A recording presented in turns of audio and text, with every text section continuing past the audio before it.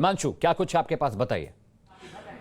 बिल्कुल, देखिए अमित, मैं आपको बता दूं कि जो एनसीबी की तरफ से रिप्लाई दिया जाएगा जो जमानत याचिका का विरोध करते हुए, वो दस्तावेज हमारे पास है और वो दस्तावेज हम यहाँ पर लगातार बता रहे हैं कि उनमें कौन से पॉइंट्स यहाँ पर हाईलाइट किए गए और वो पॉइंट्स हम यहाँ पर बताना चाहेंगे। देखिए, अगर आपके पॉइंट्स यहाँ पर देखेंगे, जो रिप्लाई दिया गया है, bail application praying for the release of applicant above named on bail is misconceived and ill conceived. ये चीज़ यहाँ पर बताई गई है कि जो एक्यूज्ड है आर्यन खान, उनके लिए जो जमानत याचिका यहाँ पर दी गई है वो गलत है और इस बारे में यहाँ पर बताया गया। और इसके और भी पॉइंट्स जो यहाँ पर है वो भी हम आपको बताएंगे, जो यहाँ पर बताए गए हैं एनसीबी की तरफ से, जिसका जवाब यहाँ पर दिया गया है। वो एक एक डिटेल हम यहाँ पर आपको बता रहे हैं। ये हमने पहला पॉइंट आपको बताया है जिसमें एनसीबी की तरफ से ये कहा जाएगा कि जो बेल एप्लीकेशन, जो रिलीज याचिका जो यहाँ पर जमानत के लिए जो यहाँ पर दिया गया है वो सही नहीं है, वो गलत है। ये शुरुआती पॉइंट्स। इसके बाद के जो और पॉइंट्स हैं वो भी हम यहाँ पर आपको लगातार बता रहे हैं। और ये पूरी कॉपी अगर आप देखेंगे तो ये पूरी कॉपी हमारे पास है और इस पूरी कॉपी में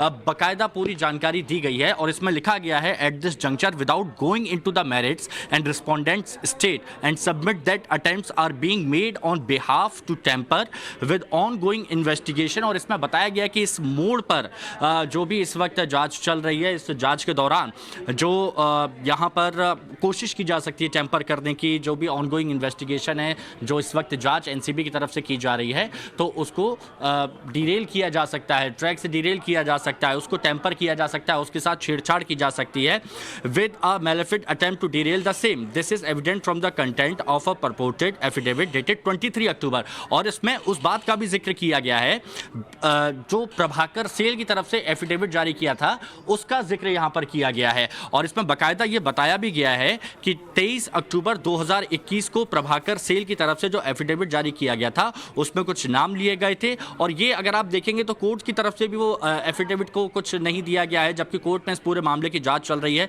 तो वो ऑनरेबल सेशन कोर्ट और ऑनरेबल कोर्ट को इसको दिया जाना चाहिए था, लेकिन वो ऐसा नहीं है। The same has been disturbed and widely published in the media, और उसको मीडिया में सब जगह पहुंचा दिया गया। तो ये पॉइंट यहाँ पर एनसीबी की तरफ से उठाया गया है और बाकायदा इसमें एफिडेविट को भी जोड़ा गया है, उस एफिडेविट को जो एनसीबी का ही गवाह था प्रभाकर सेल, जिसको अब कई तरह के आरोप लगाते हुए नजर आ रहा है, एफिडेविट में बहुत सारी जानकारी दी थी, तो वो पूरी डिटेल्स इसमें यहाँ पर दी गई है।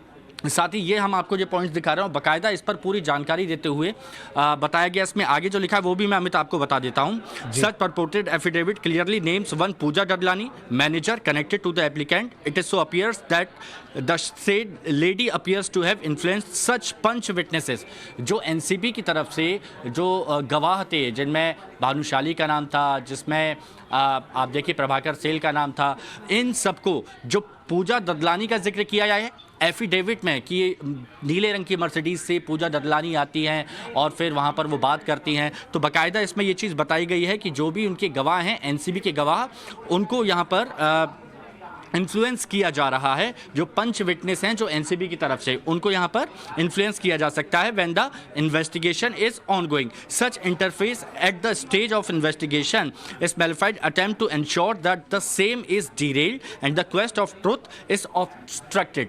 यानी एनसीबी की तरफ से जो रिपोर्ट दी गई है उसमें यही कहा गया है कि अगर इस तरह से जमानत दी जाती है तो फिर जो ऑनगोइंग इन्वेस्टिगेशन है उसको टेम्पर किया जा सकता है और हो सकता है कि जो सच हम लाने की कोशिश कर रहे हैं आर्यन खान ड्रग केस में, वो सच आने में दिक्कतें हों। क्योंकि अगर जमानत मिल जाती है और जिस तरह से एफिडेविट जारी किए गए हैं, जिस तरह से मीडिया में वो एफिडेविट जारी कर दिया गया है, पूजा डडलानी का नाम लिया गया है, तो इसमें फिर दिक्कत आ सकती है, परेशानी आ सकती है। और उसके बाद ये भी कहा गया है कि as soon as think this glaring fact come on record, the respondent filed an application before the Honorable Special Judge sitting out the manner in which the ongoing investigation is influenced and malicious and malified attempts are made to derail the investigation and defame the respondent agency।